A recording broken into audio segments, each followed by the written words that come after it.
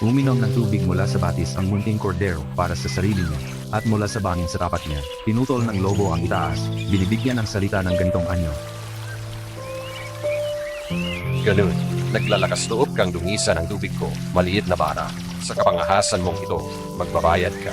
Patawarin mo ako, dakilang nilalang.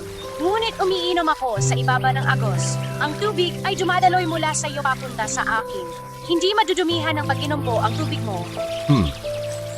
Sumasagot ka pa. Oh, at noong nakaraang taon nung sinaktan mo ako rito. Noong nakaraang taon?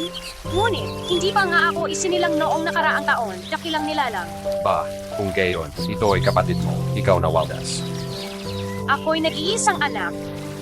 Nag-iisa. At kung hindi siya, kundi isang tao mula sa iyong maruming lahi. Huwag kang maglalakas loob na gumalaw.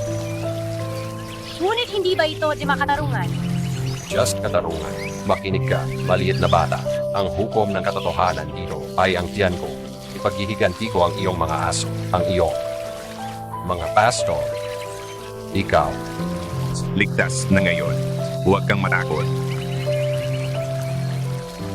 Palaging makakahanap ng dahilan ang malalakas para sisihin ang mahihina.